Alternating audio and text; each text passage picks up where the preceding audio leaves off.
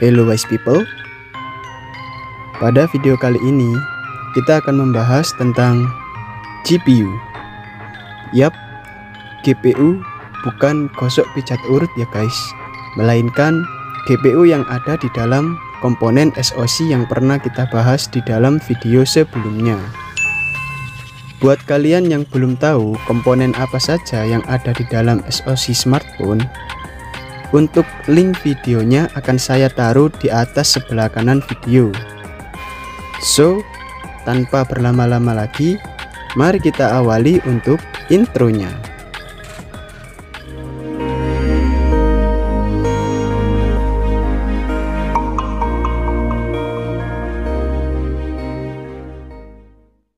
Mari kita mulai. GPU atau Graphic Processing Unit merupakan suatu chip di dalam smartphone yang bertugas memberikan perintah untuk menampilkan data ke layar atau monitor.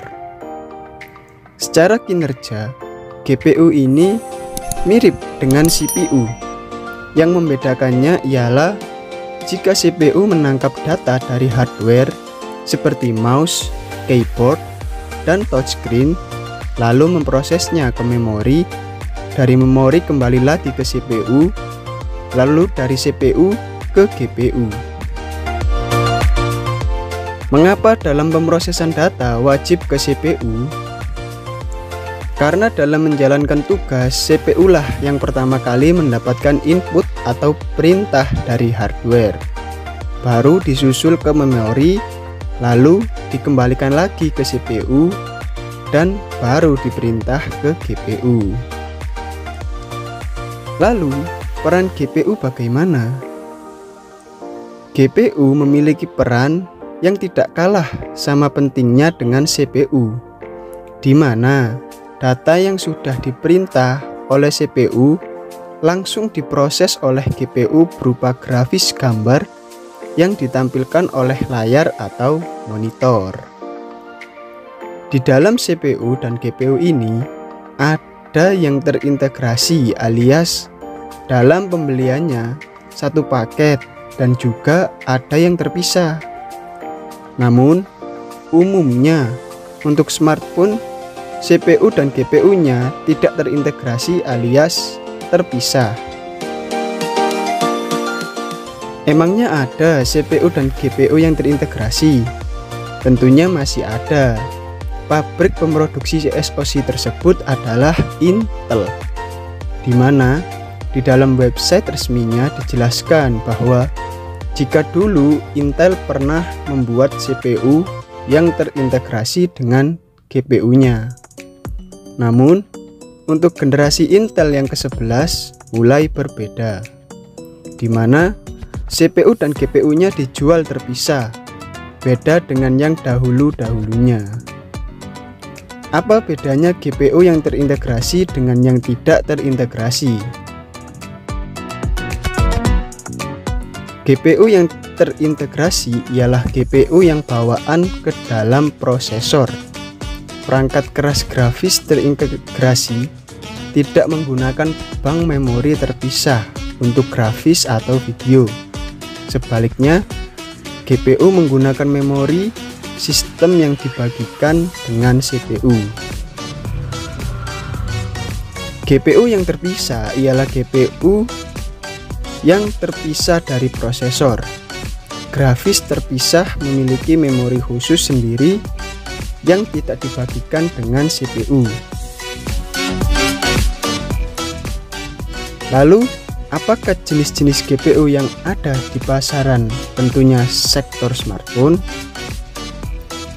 Di dalam smartphone terdapat pabrikan yang sering digunakan dalam GPU.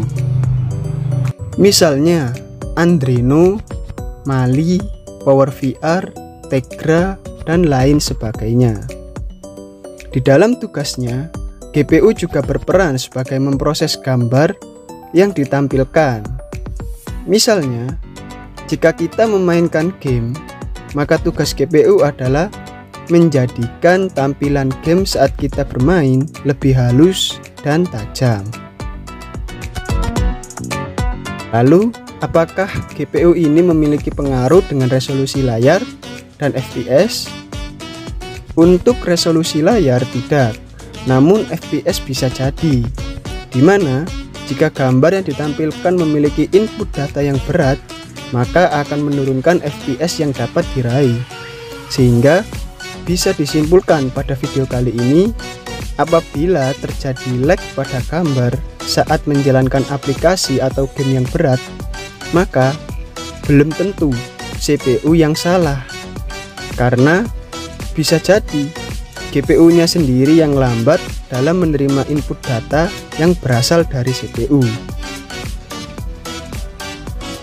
Sehingga dalam proses rendering gambarnya sedikit memakan waktu dan menjadikan game terasa lag. Biasanya ini juga dipengaruhi akan kualitas gambar yang digunakan.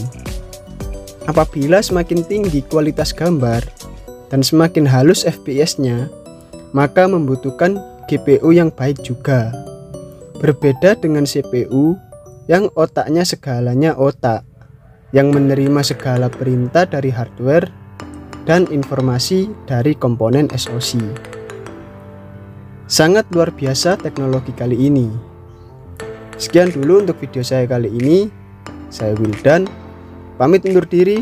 Bagi kalian yang suka dengan video seperti ini, jangan lupa untuk tekan tombol like dan dislike apabila tidak suka. Saya Wildan, pamit undur diri and thanks for watching. See you in the next video.